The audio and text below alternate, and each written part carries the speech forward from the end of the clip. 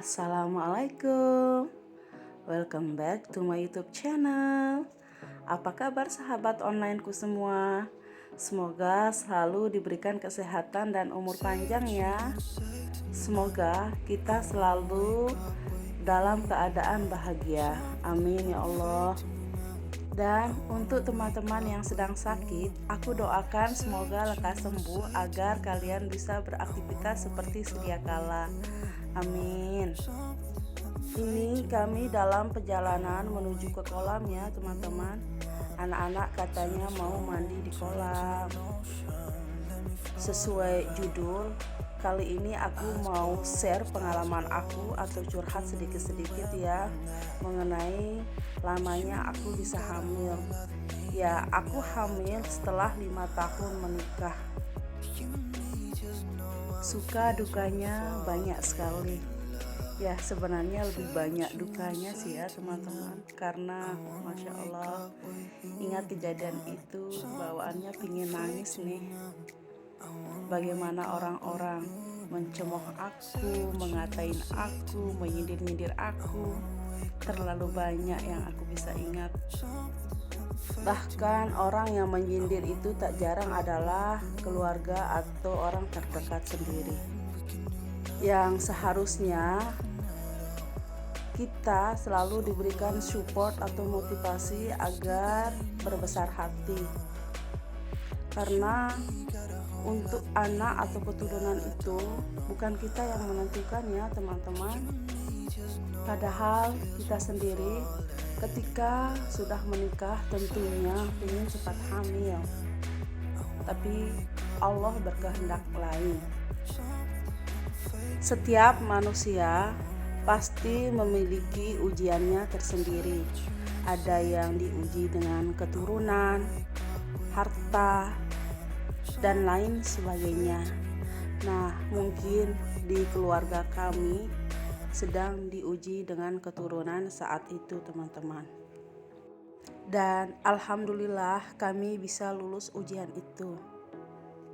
Meskipun banyak sekali mulut-mulut yang tidak bertanggung jawab yang harus kami dengarkan, tapi itu kami jadikan sebagai motivasi agar kami semakin berusaha untuk bisa memiliki keturunan. Kami mulai mendatangi seluruh dokter kandungan yang ada di NTB atau di daerah aku. Semuanya kami datangi untuk konsultasi dan berobat. Malahan aku sampai ke dukun atau belian sasa bahasa sininya teman-teman. Perut aku sampai dipijit-pijit gitu ya teman-teman, saking pengennya hamil. Dukun yang aku datangi itu lumayan banyak ya teman-teman, lebih dari puluhan dukun. Tapi aku selalu memilih untuk mencari dukun perempuan karena di tempat aku kalau ke dukun biasanya perut kita selalu diurut gitu ya teman-teman. Tapi setelah sekian lama melakukan pengobatan itu, kami tidak mendapatkan hasil yang kami inginkan. Jadi kami hentikan. Kemudian kami kembali melakukan pemeriksaan ke dokter-dokter kandungan yang ada di daerah aku. Kami melakukan berbagai aneka tes, mulai dari tes A hingga tes Z. Hingga kami tidak puas dengan dokter yang satu, akhirnya pindah lagi ke dokter yang lain. Pokoknya begitu seterusnya teman-teman, saking pinginnya hamil ya. Dan itu semua memakan biaya yang cukup besar, sampai kami tidak memiliki tabungan hanya untuk dipakai berobat dan berobat. Setelah cukup lama melakukan pengobatan ke dokter, tapi karena tidak ada hasil, akhirnya kami hentikan juga ya teman-teman. Hingga 1 tahun kemudian, ada teman suami yang menyuruh kami untuk melakukan atau mencoba pengobatan Cina yang menurut aku sendiri itu harganya atau harga obatnya lumayan mahal ya teman-teman, karena saat itu aku benar-benar tidak memiliki tabungan, habis terpakai untuk berobat ke seluruh dokter kandungan yang ada di daerah aku. Kami mencoba pengobatan Cina itu selama kurang lebih 6 bulan, tapi hasilnya zong ya teman-teman. Kami masih belum juga diberikan keturunan. Tujuan aku membuat konten ini hanya untuk berbagi pengalaman saja ya teman-teman, terutama khususnya buat teman-teman yang sampai saat ini belum memiliki keturunan. Tetap semangat ya teman-teman, insya Allah kalian akan segera diberikan keturunan. Aku doakan semoga secepatnya kalian sudah bisa menimang atau menggendong anak ya. Oke, lanjut ke cerita sebelumnya teman-teman. Setelah melakukan pengobatan Cina, akhirnya kami frustasi kembali teman-teman.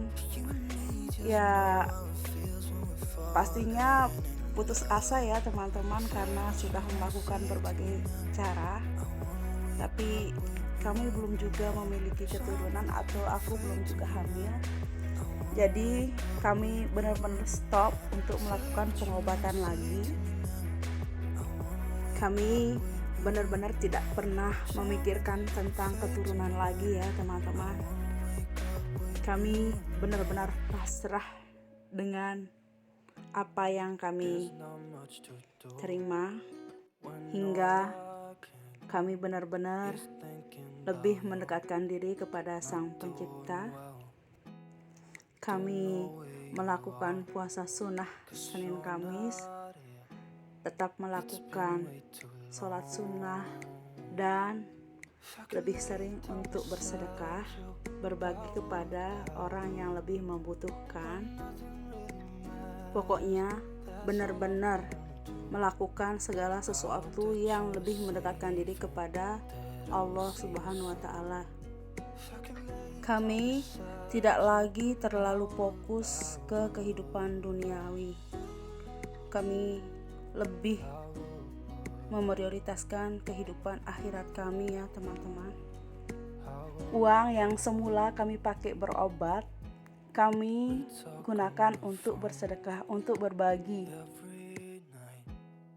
Hingga beberapa bulan kemudian teman-teman, Masya Allah, tabarakallah, aku benar-benar hamil, benar-benar akan memiliki keturunan.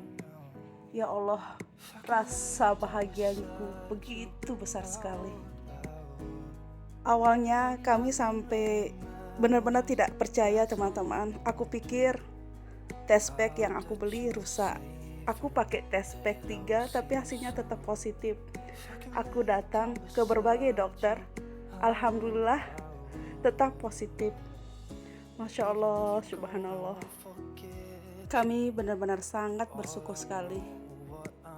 Meskipun proses melahirkan aku tidak sama dengan teman-teman yang lain, aku tetap normal ya teman-teman prosesnya. Hanya saja aku menggunakan infus 3, luar biasa, benar-benar sakit sekali, keracunan kehamilan, dan darah tinggi yang luar biasa sampai 180. Buang air kecil pun aku menggunakan selang ya teman-teman. Tidak apa-apa selama bisa hamil, alhamdulillah. Alhamdulillah banget aku bisa merasakan yang namanya ngidam, yang namanya mual. Penantian kami yang 5 tahun ini alhamdulillah akhirnya bisa terkabulkan. Meskipun ya teman-teman, tiap melahirkan anak aku yang pertama dan yang kedua, aku merasakan sakit itu bukan 1 atau 2 jaman ya teman-teman, tapi merasakan sakit akan melahirkan itu selama seharian penuh ya teman-teman. Tapi itu aku lakukan dengan rasa yang sangat ikhlas. Apalagi suami aku selalu mensupport aku, selalu menemani aku selama proses persalinanku. Masya Allah, tabarakallah.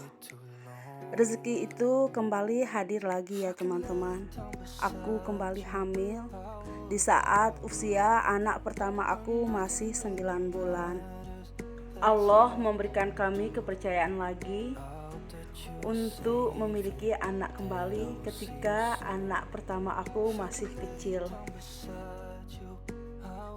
Oke teman-teman, sampai di sini dulu ya video kali ini. Semoga apa yang aku share kali ini bisa bermanfaat ya. Terima kasih ya telah mengikuti videonya hingga selesai, dan sampai jumpa lagi di video selanjutnya. Bye bye.